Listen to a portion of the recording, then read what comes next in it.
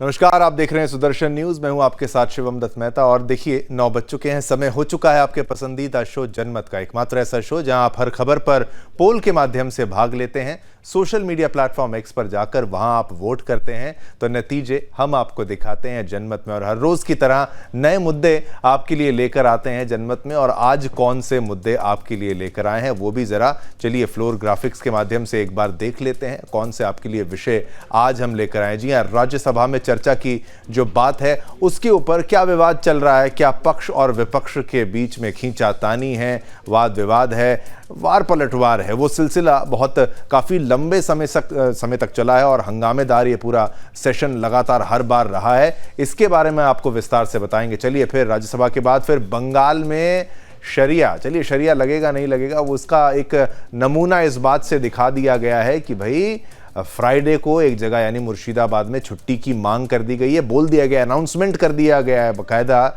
E rickshaw के माध्यम से। तो आखिर क्या ये स्वीकार्य रहेगा? ये होना चाहिए? बिल्कुल नहीं होना चाहिए। इसी पर सवाल रहेंगे। फिर आगे बढ़ेंगे। बेटा कहाँ है? अतुल सुभाष की आत्महत्या के बाद या कहूँ उनके बलिदान के बाद, प्रताड़ना सह सहकर परेशान होने के बाद भी माता पिता तो इनके परेशान हैं। इनकी माँ, वो भी तो एक महिला है, उनके बारे में क्या कोई नहीं सोचने वाला है? और जो अतुल सुभाष का बेटा है, आखिर वो बेटा कहाँ है? ये एक बड़ा प्रश्न है। ये परिवार पूछ रहा है, दादा दादी पूछ रहे हैं कि भाई हमारा पोता कहाँ है। ये प्रश्न का जवाब ढूंढने का प्रयास करेंगे। लीजिए फिर अब योगी आदित्यनाथ जी ने क्यों कह दिया कि भाई अगर किसी को अल्लाह अकबर नहीं पसंद है तो फिर क्या, तो क्या वो सही है? इस तरीके का बयान योगी जी ने किस परिप्रेक्ष्य में दिया, किस कारण दिया, किस कारणवश दिया, ये भी विस्तार से समझाएंगे जनमत में। फिर दिशा नायके की दिशा, क्योंकि भाई मेहमान आए हैं, श्रीलंका के प्रेसिडेंट आए हैं और तमाम बातें हुई हैं कि भाई भारत के जो आसपास के पड़ोसी हैं, जहां रिश्ते खराब अगर हो रहे हैं तो वहां सुधरने का भी नाम लिया जा रहा है, सुधर भी रहे हैं रिश्ते। चलिए अब खबरों का रुख करेंगे। पहली खबर का रुख करते हैं जो कि जवाहरलाल नेहरू से जुड़ी हुई है। बात करेंगे देश के पहले प्रधानमंत्री यानी जवाहरलाल नेहरू की। जवाहरलाल नेहरू के ढेरों खत जो कभी नेहरू मेमोरियल में सुरक्षित तौर पर रखे थे, अब वहां नहीं है। ना ये चोरी हुए हैं और ना ही रखे रखे नष्ट हो गए हैं। इन्हें साल 2008 में कांग्रेस नेता सोनिया गांधी ने मंगवा लिया था। इन्हें मंगवाने के 1.5 दशक बाद भी आप सोचिए कि अब तक लौटाया नहीं गया।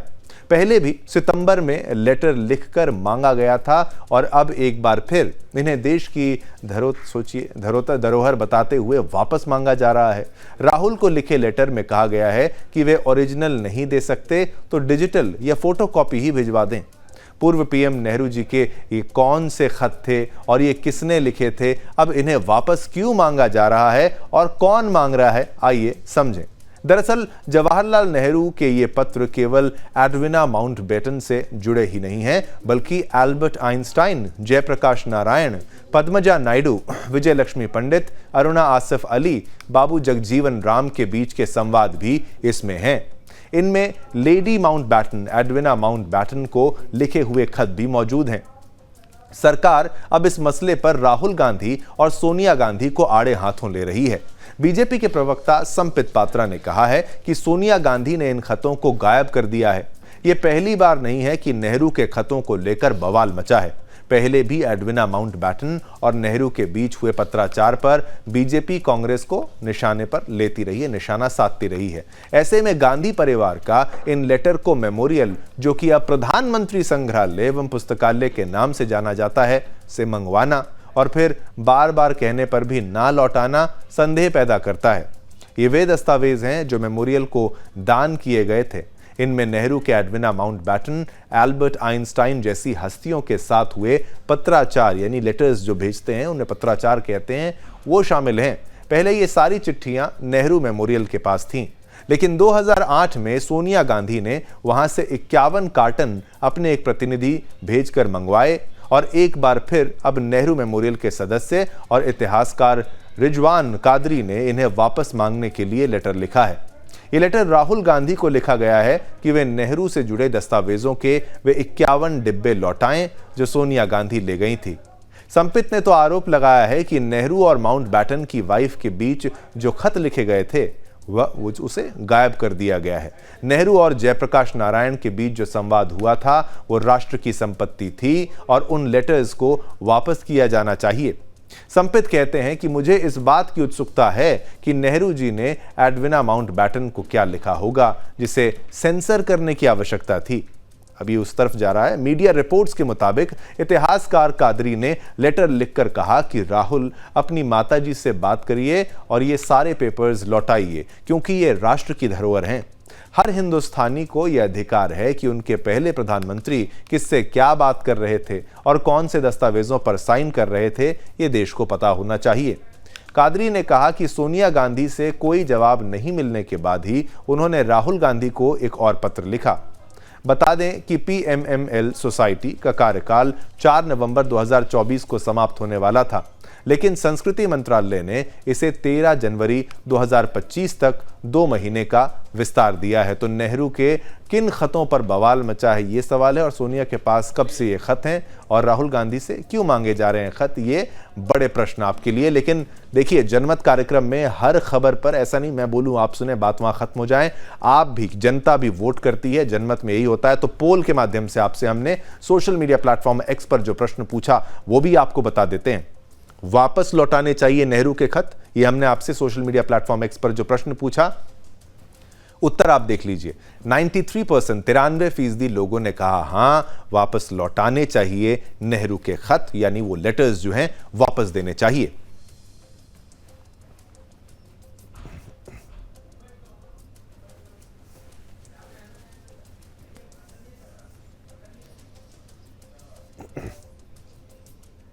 दिल्ली में अगले साल होने वाले विधानसभा चुनावों से पहले आम आदमी पार्टी और बीजेपी के बीच आरोप प्रत्यारोप का दौर जारी है। दोनों पार्टियां दिल्ली में अवैध रूप से रह रहे रोहिंग्या और बांग्लादेशी लोगों के मुद्दे पर एक दूसरे पर निशाना साध रहे हैं। दिल्ली की मुख्यमंत्री आतिशी ने रविवार को केंद्रीय गृह मंत्री अमित शाह को चिट्ठी लिखी, जिसमें उन्होंने दिल्ली में रोहिंग्याओं को बसाने का मुद्दा उठाया है। सीएम आतिशी ने कहा कि केंद्र सरकार ने बिना किसी जानकारी के दिल्ली में बड़ी संख्या में अवैध रोहिंग्या शरणार्थियों को बसाया है। दिल्ली सरकार और जनता को इस मामले से पूरी तरह अनजान रखा गया है। वहीं रोहिंग्या मुद्दे पर सीएम आतिशी द्वारा गृह मंत्री अमित शाह और को पत्र लिखकर पर भाजपा नेता दुष्यंत गौतम ने कहा, रोहिंग्याओं को लाकर यहां अशांति फैलाने का काम कर रहे हैं। आप बांग्लादेशियों को लाकर दिल्ली के कानून व्यवस्था को चुनौती दे रहे हैं। लोगों का जो जीना है वो दुभर हो रहा है और आपने दिल्ली में अशांति फैलाने का काम किया है। साथ ही भाजपा नेता आदेश गुप्ता ने कहा, दिल्ली की मुख्यमंत्री इस मामले में झूठ बोल रही हैं क्योंकि 2.5 साल पहले मैंने खुद इस मुद्दे को उठाया था। जहांगीरपुरी में जब एक धार्मिक यात्रा पर पथराव हुआ और उसके बाद कार्रवाई हुई थी, तब वहां पर तमाम रोहिंग्या बसे थे।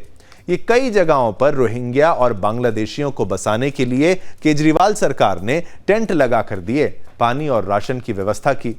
वोट बैंक मानकर ये देश विरोधी काम किए गए हैं। लेकिन दूसरी तरफ इस पूरे मामले पर दिल्ली की सीएम ने दावा किया है कि इन शरणार्थियों को यहां बसाना बीजेपी सरकार का एक सोचा समझा फैसला था। सीएम आतिशी ने गृह मंत्री को लिखी अपनी चिट्ठी में दावा किया है कि केंद्रीय मंत्री हरदीप सिंह पुरी ने साल 2022 में स्वीकार किया कि रोहिंग्या को केंद्र सरकार ने बसाया। अब क्या केंद्र सरकार इंडो बांग्लादेश बॉर्डर की सुरक्षा करने में विफल रही है?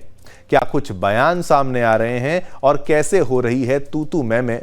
आइए आपको सुनाते हैं।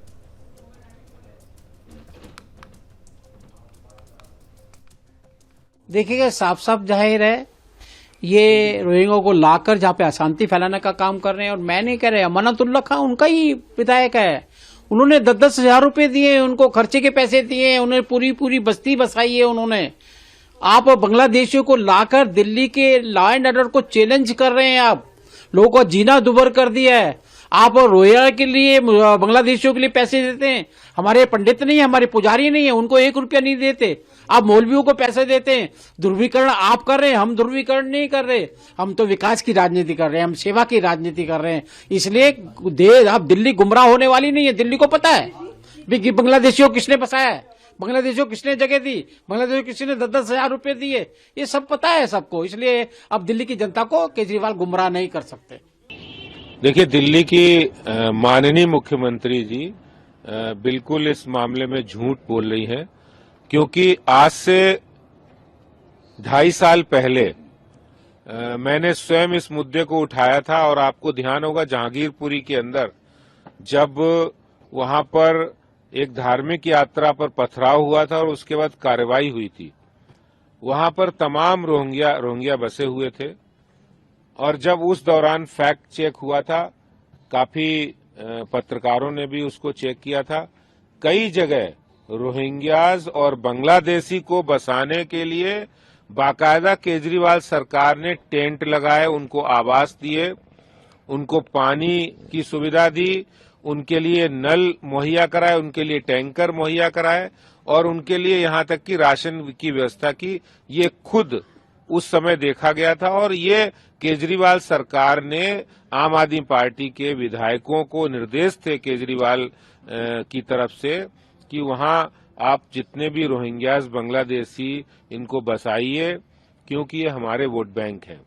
और वोट बैंक मानकर उन्होंने देश विरोधी काम किया है, जहां सरकार की ओर से, केजरीवाल की सरकार की ओर से उनको सुविधाएं दी गई, उनको टेंट लगाए गए, उनको आवास दिए गए, उनको राशन कार्ड वगैरह बनवाने में उनकी मदद की गई, सारे काम करने में आम आदमी पार्टी के लोगों ने उनकी मदद की। और अब जब वो जान रहे हैं कि दिल्ली की जनता बहुत जागरूक हो गई है और इस बात को जान रही है कि दिल्ली के अंदर जो क्लस्टर एरिया है, जो झुग्गी बस्तियां हैं, वहां बहुत बड़ी संख्या में अलग अलग इलाकों में आम आदमी पार्टी के विधायकों द्वारा अपने वोट बैंक के रूप में बांग्लादेशी और रोहिंग्याज को बसाया गया, वोट बनवाया गया अपने वोट बैंक के रूप में इस्तेमाल करने के लिए। अब वो बोल रही हैं, ये पूरी तरह से एक पॉलिटिकल स्टेटमेंट है और जो कि पूरी तरह बेबुनियाद है, जिसकी कोई भी बुनियाद नहीं है।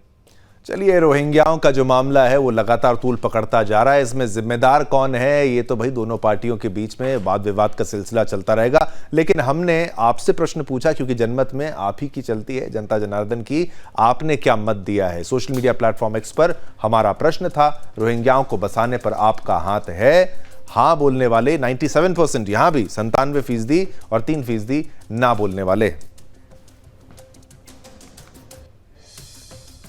तो एक बार फिर चलिए अगली खबर का रुख करते हैं। Artificial intelligence AI engineer Atul Subhash आत्महत्या मामले में एक बड़ी बात सामने आई है। पुलिस ने अतुल की पत्नी निकिता सिंघानिया और निकिता की मां निशा और भाई अनुराग को आत्महत्या के लिए उकसाने के मामले में गिरफ्तार कर लिया है। निकिता को पुलिस ने गुरुग्राम से गिरफ्तार किया, तो वहीं उसकी मां और भाई की गिरफ्तारी प्रयागराज से हुई है। अतुल ने कुछ दिनों पहले ही निकिता और उनके परिवार पर उत्पीड़न और जबरन वसूली का आरोप लगाया था, जिसके बाद उन्होंने आत्महत्या कर ली थी। इस बीच अतुल सुभाष के बेटे को लेकर चर्चा तेज हो गई थी क्योंकि उनका 4 साल का बेटा है। अतुल के परिवार ने दावा किया था कि वो कहां है इसकी कोई जानकारी नहीं है। आरोपी निकिता सिंघानिया, निशा सिंघानिया तथा अनुराग सिंघानिया की गिरफ्तारी पर मृतक अतुल सुभाष के पिता पवन कुमार मोदी ने कहा कि हमें नहीं पता कि उसने हमारे पोते को कहां रखा है। क्या उसको मार दिया गया है या वह जिंदा है, हमें नहीं पता है। मैं उसके बारे में कुछ भी नहीं जानता हूं। उन्होंने कहा कि मैं चाहता हूं कि मेरा पोता हमारे साथ रहे। उन्होंने आगे कहा कि मैं आरोपी को गिरफ्तार करने के लिए पुलिस का धन्यवाद देता हूं और हमारे मामले में जज भी भ्रष्ट था। मुझे अब तक न्याय नहीं मिला है, तो जज पर तो सवाल है ही है। वो कह रहे हैं अब तक न्याय नहीं मिला है। उन्होंने मेरे बेटे के खिलाफ हर बार नया केस दर्ज कर दिया था। हम प्रधानमंत्री नरेंद्र मोदी, यूपी के मुख्यमंत्री श्री योगी आदित्यनाथ जी, बिहार के मुख्यमंत्री नीतीश कुमार, राजद नेता तेजस्वी यादव और अन्य नेताओं से अपील करते हैं कि वो ये सुनिश्चित करें कि मेरा पोता मेरे पास आए। तो ये दादा की गुहार, एक दर्द उस दादा की बात में समझ में मुझे तो आ रहा है, आप भी समझ पा रहे होंगे। उन्होंने कहा कि एक दादा के लिए उनका पोता सबसे अधिक मायने रखता है और ये सत्य भी होता है। पुत्र से ज्यादा अपने पोते से हर पुरुष को प्यार होता है, हर दादा को प्यार होता है। उन्होंने कहा कि मेरा बेटा, पूरा समाज, लोग मेरे साथ हैं। इस गिरफ्तारी के बाद अतुल सुभाष के भाई विकास मोदी ने पुलिस की सराहना करते हुए कहा कि उन्होंने बहुत मेहनत से ये कार्य किया है। विकास का कहना है कि इस मामले में कुछ और लोग भी शामिल हैं जिनकी अब तक गिरफ्तारी नहीं हो पाई है और उन्हें विश्वास है कि बेंगलुरु पुलिस जल्द उन पर भी कार्रवाई करेगी।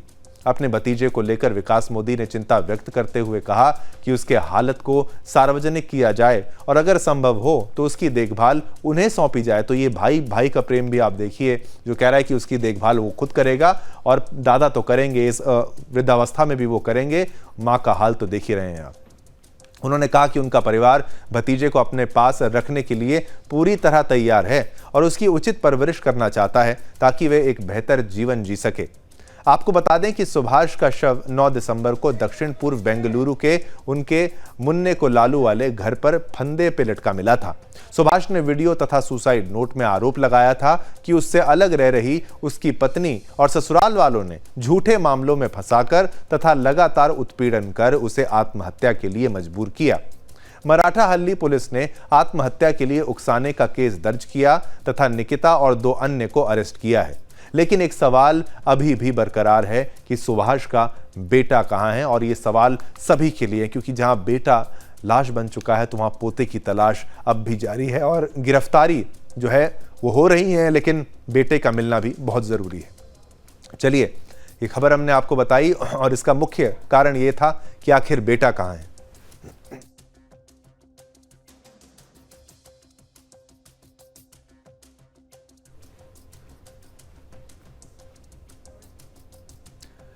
तो आपने देखा कैसे बेटे की तलाश में दादा भी परेशान है और फिर 4 साल का बेटा, महज 4 साल का बेटा, उसका क्या होगा, ये बड़ा प्रश्न इस वक्त सभी के सामने उत्पन्न है।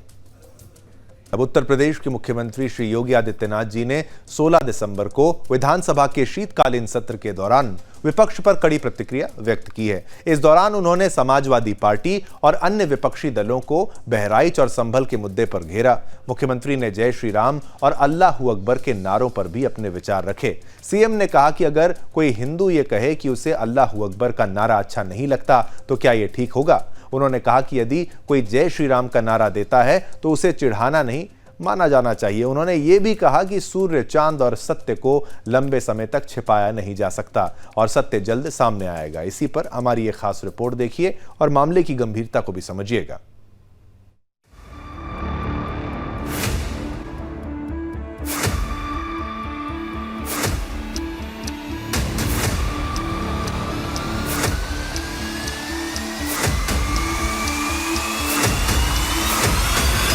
संभल में जारी तनाव के बीच सदन में मुख्यमंत्री योगी आदित्यनाथ जमकर गरजे। अतीत में मंदिरों पर हुए हमलों से लेकर अल्लाहू अकबर का विरोध और मस्जिदों से निकलने वाले हिंदुओं की शोभा यात्राओं पर योगी उसी अंदाज में बोलते दिखाई दिए जिसके लिए वो जाने जाते हैं। योगी का फायर ब्रांड अवतार देख सदन में बैठा समूचा विपक्ष सन्न रह गया। सपा के एक विधायक ने जब कहा कि मुस्लिम मोहल्लों में जाकर उत्तेजित करने वाला जय श्री राम का नारा लगाया जाता है, तो इस पर योगी ने तीखा प्रहार करते हुए कह दिया कि हमें भी अल्लाहू अकबर का नारा पसंद नहीं। ये चीजें तय करना, ये कहना कि उत्तेजक नारे लगाए जा रहे थे, जय श्री राम का नारा उत्तेजक नहीं है, ये हमारी श्रद्धा का नारा है, हमारी आस्था का प्रतीक है। कल मैं आपसे कहूंगा कि अल्लाहू अकबर का जो स्लोगन है ये हमें अच्छा नहीं लगता, नहीं आपको हम रोकें तो क्या आपको अच्छा लगेगा? नहीं, आपको नहीं, मुझे मतलब होने की आवश्यकता ही नहीं, मुझे आवश्यकता ही नहीं इसकी, नहीं, मुझे इसकी आवश्यकता ही नहीं है, मुझे इसकी आवश्यकता ही नहीं, क्योंकि मेरी तो विरासत इतनी लंबी चौड़ी है, इतनी प्राचीन है कि मैं उस परंपरा को ही लेकर के चले जाऊं। मैं जय श्री राम का नारा, हर हर महादेव का नारा और राधे राधे राधे राधे के संबोधन से ही अपना पूरा जीवन काट सकता हूं। मुझे किसी और स्लोगन की आवश्यकता ही नहीं है, मुझे कोई अन्य नारे की आवश्यकता ही नहीं है, कोई संबोधन की आवश्यकता नहीं। लेकिन मैं आपसे कहना चाहता हूं, कल कोई आपसे कहेगा, कोई हिंदू भी कहेगा कि साहब हमें भी परेशानी है, आप लोग मत बोलिए, क्या आपको अच्छा लगेगा? योगी यही नहीं रुके, बात उठी तो काफी दूर तलक गई। संभल में जो मंदिर मिला, सीएम ने उसका जिक्र करते हुए मुल्लों को आड़े हाथों लिया। मुख्यमंत्री योगी आदित्यनाथ ने कहा कि उस मंदिर को 1978 के बाद कभी खोलने नहीं दिया। आज बजरंगबली का मंदिर निकल रहा है, वहाँ 22 कुओं को बंद करवाया गया था। वहाँ का माहौल किसने तनावपूर्ण बनाया था? याद रखना, कोई भी पत्थरबाज बच नहीं पाएगा। पूरे प्रदेश को इस बारे में आश्वस्त करना चाहूंगा, प्रदेश के अंदर किसी भी मुस्लिम पर्व और त्योहार के दौरान, किसी भी अन्य मत और मजहब से जुड़े हुए किसी भी पर्व और त्योहार के दौरान कहीं कोई समस्या नहीं खड़ी होती, तो फिर हिंदू पर्व और त्योहार के दौरान कोई समस्या खड़ी करेगा तो सरकार उसको सख्ती से निपटने का काम भी करेगी, उतनी ही सख्ती से निपटने का काम भी करेगी। दूसरा, माननीय न्यायालय के द्वारा दिए गए आदेश का पालन करना एक प्रशासन का दायित्व है। उसमें सरकार उसको डायरेक्शन दे न दे, उसका दायित्व बनता है कि उसको पालन करे, और संभल के अंदर प्रशासन ने वही पालन किया है। आज वहां पे सारी चीजें मिल रही हैं। आखिर आपकी बात को हम मानते हैं कि मंदिर को आपने छेड़ा नहीं, आपने बड़ी कृपा कर दी, लेकिन ये जो 22 कुएं और उन कुओं में जो मूर्तियां मिल रही हैं, ये कुएं किसने पाट दी है? ये नोटिस पे क्यों परेशानी हो रही है? आपके सांसद जिनसे आपकी प्रतिद्वंदिता है, मानता हूं, क्योंकि वहां पे आप में तो तुर्क और पठान का विवाद चल रहा है, मैंने नहीं कर दिया, ये विवाद चल रहा है। आप उनके सामने, माननीय सदस्य के सामने, आप उनके साथ अपनी जड़ें ढूंढ रहे होंगे, लेकिन ये सच्चाई है, ये सच्चाई है, क्योंकि ये तो है ही। सकीफुल रहमान बर्क कभी भी अपने को ये नहीं बोलते थे कि मैं भारत का नागरिक हूं, वो तो कहते थे मैं बाबर का संतान हूं, वो बोलते थे। आप भी मानते हो किस बात को? अब आपको तय करना है कि आक्रांताओं को अपना आदर्श मानते हैं या राम कृष्ण और बुद्ध की परंपरा को अपना आदर्श मानते हैं। भारत के अंदर राम कृष्ण और बुद्ध की ही परंपरा रहेगी, बाबर और औरंगजेब की परंपरा नहीं रहेगी। सीएम योगी ने विपक्ष को एक्सपोज करते हुए कहा कि जो लोग आज पत्थरबाजों पर हुई कार्रवाई के बाद घड़ियाली आंसू बहा रहे हैं, वो 1978 में कहाँ थे, जब संभल में दंगे हुए थे और 184 हिंदुओं को जला दिया गया था। आज तक हिंदू नरसंहार पर विपक्ष किसी नेता ने दो शब्द नहीं कहे। सीएम ने हिंदू धार्मिक शोभा यात्राओं को लेकर भी स्पष्ट कर दिया कि जब मंदिरों के सामने से मुसलमानों के जुलूस निकल सकते हैं, तो मस्जिदों के सामने से हिंदुओं की शोभा यात्राएं भी निकलेंगी। हिंदू मोहल्ले से और हिंदू मंदिर के सामने से मुस्लिम जुलूस निकल सकता है, तो मुस्लिम मोहल्ले और मस्जिद के सामने से कोई हिंदू शोभा यात्रा क्यों नहीं निकल सकती? क्यों नहीं निकल सकती? और यहीं पे विवाद शुरू होता है।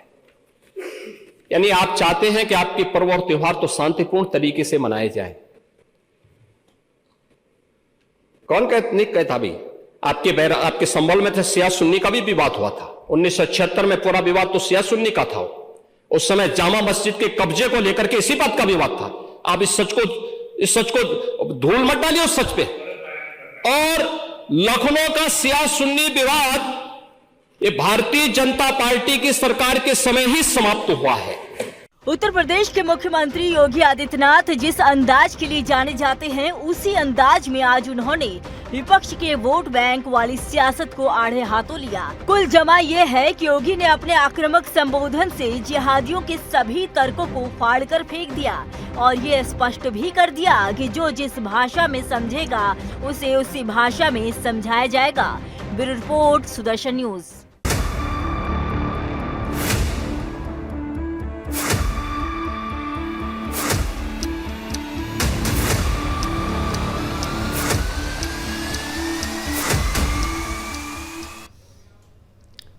तो आपने योगी आदित्यनाथ जी को सुना और उन्होंने कहा कि भाई आपको फिर जय श्री राम से आपत्ति क्यों है, तो फिर अल्लाह अकबर से भी आपत्ति अगर किसी को हो, कोई ऐसा कहे तो फिर कैसा लगेगा। तो वो बात सीधे सीधे तौर पर उन्होंने अपने अंदाज में बेबाक तरीके से कह दी। अब बात हम करेंगे पश्चिम बंगाल की और इस्लामीकरण की दिशा में बढ़ रहे पश्चिम बंगाल की, मुख्यमंत्री ममता बनर्जी के एक और बड़े कदम की।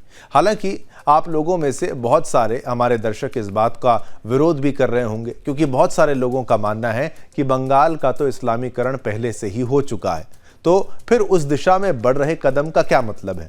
आप सही हैं, लेकिन मेरा आशय बंगाल के इस्लामीकरण को आधिकारिक स्वरूप देने की दिशा को लेकर है। पश्चिम बंगाल की सरकार मुगल बादशाह की तरह हिंदुओं को अपमानित करने और मुसलमानों को संतुष्ट करने के हिसाब से काम कर रही है। जब धर्म के नाम पर मुसलमानों को ममता सरकार आरक्षण नहीं दे पाई, तो ममता ने मुसलमानों के तकरीबन सभी जातियों को ओबीसी की सूची में शामिल कर ओबीसी के आरक्षण का हक मुसलमानों को दे दिया था। बंगाल में ओबीसी के कोटे का 90% सीटों पर मुसलमानों का कब्जा हो चुका है। ममता के जिस मंत्री फरहाद हकीम ने मुसलमानों के बहुसंख्यक होने की बात की है, सुदर्शन न्यूज वह बात या वह चिंता यूपीएससी जिहाद के जरिए जता चुका है। इसी दिशा में बंगाल में शरिया लागू करने की खुलेआम घोषणा हो रही है। पश्चिम बंगाल के मुर्शिदाबाद में जहां मुसलमानों की आबादी करीब 65 से 60% है, अब वहां खुलेआम शुक्रवार को शरिया के मुताबिक बाजार बंद रखने का आदेश दिया जा रहा है। इससे पहले हम बंगाल से सटे झारखंड और बिहार के मुस्लिम बहुल इलाकों में शुक्रवार के दिन स्कूलों के सरकारी नियम के विरुद्ध बंद करने की जो बात है उसको देख चुके हैं। इसी पर हमारी ये खास रिपोर्ट देखिए।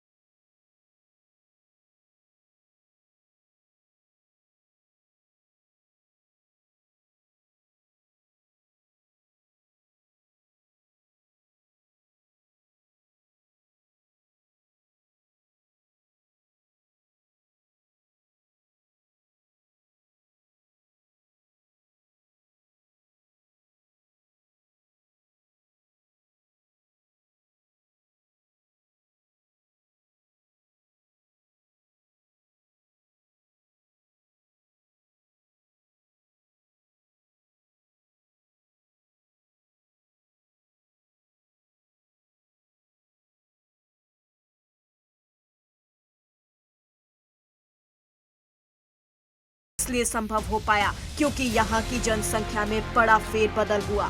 जहाँ कभी शांत हिंदू रहा करते थे, वहाँ अब कट्टर विचारधारा ने डेरा जमा लिया।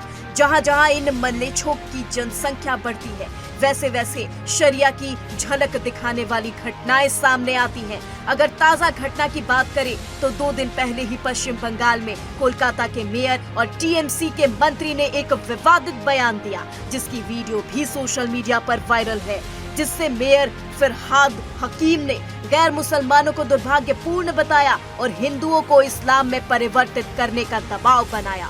फरहाद हकीम ने कहा कि बंगाल जल्द ही मुस्लिम बहुसंख्यक हो जाएगा। साथ ही मुसलमान अब न्याय के लिए हाथों में मोमबत्ती नहीं लेगा, बल्कि खुद न्याय करेगा। और इस मामले के भी कई साक्ष्य हैं कि जहां जहां ये बहुसंख्यक हैं, वे अपने आप ही न्याय की आड़ में कानून अपने हाथ में लेते हैं। उत्तर प्रदेश के देवबंद की घटना इसका बड़ा सटीक उदाहरण है, जहां एक मोहल्ले में हिंदू लड़के साथ घूमने के शक में मुस्लिम युवकों के साथ मिलकर एक मौलाना ने 2 लड़कियों को पकड़ा, जिसके बाद उन्होंने लड़कियों के हिजाब उतरवाकर थप्पड़ भी मारे। साथ ही इस घटना की वीडियो भी बनाई। मामले में पीड़ित युवतियों ने मुकदमा दर्ज कराया है। वहीं मुकदमा दर्ज कर पुलिस मौलाना की तलाश में है। लेकिन सवाल ये है कि इन जिहादियों के मन में कानून का भय नहीं है या कानून को ये मानते ही नहीं है। Bureau report, Sudarshan. चलिए अब आगे बढ़ते हैं। अब अगली खबर का रुख करते हैं। श्रीलंका के राष्ट्रपति अनुरा कुमार दिसानायके भारत के दौरे पर हैं। राजकीय यात्रा के दूसरे दिन सोमवार को दिसानायके का नई दिल्ली में राष्ट्रपति भवन के प्रांगण में औपचारिक स्वागत किया गया। राष्ट्रपति द्रौपदी मुर्मू और प्रधानमंत्री नरेंद्र मोदी ने राष्ट्रपति भवन में श्रीलंका के राष्ट्रपति अनुराकुमार दिसानायके का स्वागत किया। राष्ट्रपति दिसानायके ने संयुक्त रक्षा सेवाओं द्वारा गार्ड ऑफ ऑनर का निरीक्षण किया। इस अवसर पर राष्ट्रपति द्रौपदी मुर्मू और श्रीलंका के राष्ट्रपति अनुराकुमार दिसानायके ने अपने अपने मंत्रियों, राजनयिकों और अधिकारियों के से एक दूसरे का परिचय कराया। बता दें, श्रीलंकाई राष्ट्रपति 15 दिसंबर से 17 दिसंबर तक भारत की राजकीय यात्रा पर हैं। सितंबर में पदभार संभालने के बाद दिसानायके की यह पहली द्विपक्षीय भारत यात्रा है। इससे पहले रविवार को दिल्ली में केंद्रीय सूचना एवं प्रसारण राज्य मंत्री एल मुरुगन ने श्रीलंकाई राष्ट्रपति का स्वागत किया था।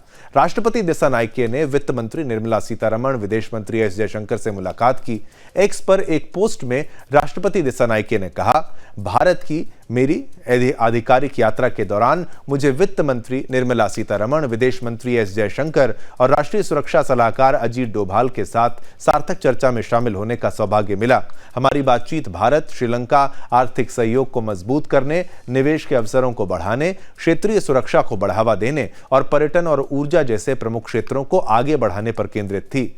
ये अनुबंध हमारे दोनों देशों के बीच साझेदारी को गहरा करने की प्रतिबद्धता की पुष्टि करते हैं। चलिए अब ग्राफिक्स के माध्यम से बताते हैं कि दिसानायके का भारत दौरा अहम क्यों माना जा रहा है। ये भी आपको समझना होगा क्यों अहम है दिसानायके का भारत दौरा। दिसानायके के साथ जॉइंट स्टेटमेंट में पीएम मोदी ने कहा कि मैं श्रीलंका के राष्ट्रपति का भारत में हार्दिक स्वागत करता हूं। तो ये देखिए, ब्रिक्स में शामिल होना चाह रहा है श्रीलंका, तो ये अहम इसलिए है। और क्या है, ग्राफिक्स को आगे बढ़ाते हुए आपको दिखाते हैं कि अहम किस लिए है कि भारत दौरे से श्रीलंका को लाभ मिलने की उम्मीद है। यानी भारत को तो लाभ रहेगा ही, अच्छा पड़ोसी रहे, लेकिन श्रीलंका को भी यहां लाभ होगा। ये दौरा कर्ज के पुनर्गठन के मामले में महत्वपूर्ण है। जो कर्ज जो दिया जाता है उसमें और कर्ज समेत अन्य मुद्दों में भी अहम मददगार साबित हो सकता है। और क्या है ये भी बताएं, भारत की पड़ोस प्रथम नीति भी यहां बेहद कारगर साबित हो सकती है।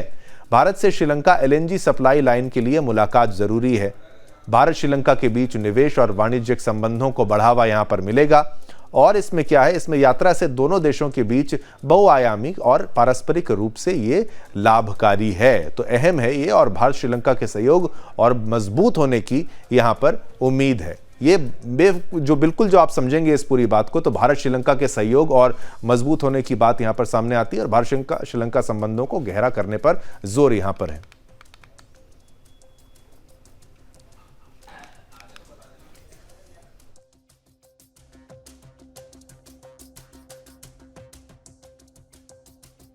दिसानायके के साथ जॉइंट स्टेटमेंट में पीएम मोदी ने कहा कि मैं श्रीलंका के राष्ट्रपति का भारत में हार्दिक स्वागत करता हूं।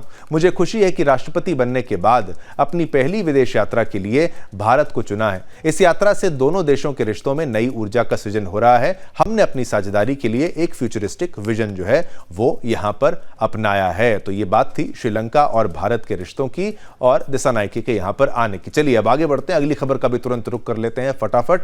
खबर में अब बात करेंगे प्रधानमंत्री नरेंद्र मोदी की, जिन्होंने संविधान के 75 साल के मौके पर लोकसभा में हुई चर्चा में बोलते हुए कांग्रेस पार्टी के आरोपों पर जो आईना दिखाया है उससे अब कांग्रेस समेत तमाम विपक्षी दल बौखलाए हुए हैं। बीते शनिवार को पीएम मोदी ने जिस तरह से संविधान का खून मुंह लगना, संविधान को लहूलुहान करना और उसकी हत्या को तार-तार यानी उसकी आत्मा को जो तार-तार करने जैसे कड़े शब्दों का इस्तेमाल कांग्रेस के संदर्भ में किया है, उससे साफ है कि पीएम मोदी ने सधे हुए तरीके से विपक्ष के तमाम आरोपों को सिलसिलेवार ढंग से काटते हुए अपना पक्ष रखा। पीएम मोदी ने इस अवसर को अपने सरकार की उपलब्धियों के जिक्र के तौर पर भी देखा, जहां उन्होंने अनुच्छेद 370, भारत के तीसरे आर्थिक शक्ति बनने की कोशिश, G20 का सफल आयोजन और महिला आरक्षण बिल को अपनी सरकार की बड़ी उपलब्धियों के तौर पर सामने रखा।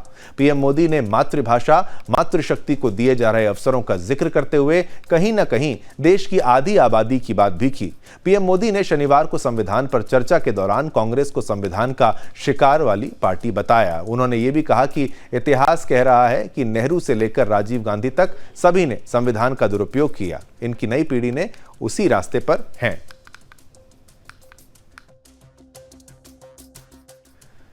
चलिए, इस खबर पर भी हमने पोल के माध्यम से आपसे एक प्रश्न पूछा। वो पोल भी आपके टेलीविजन स्क्रीन पर कुछ ही पलों में, उसको भी बताएंगे। लीजिए, राज्यसभा में भी विपक्ष को पीएम मोदी देंगे करारा जवाब। 98% लोगों ने कहा हां और 2% लोगों ने कहा ना। तो बहुमत मानता है कि हां, राज्यसभा में भी करारा जवाब मिलेगा। इसी के साथ आज्ञा दीजिए, समय इतनी ही अनुमति देता है आपके साथ संवाद करने की। कल फिर आएंगे, नए मुद्दे लेकर आएंगे। तब तक के लिए मेरी तरफ से, मेरी पूरी टीम की तरफ से आप सभी को जय हिंद, जय भारत, जय हिंदुस्तान।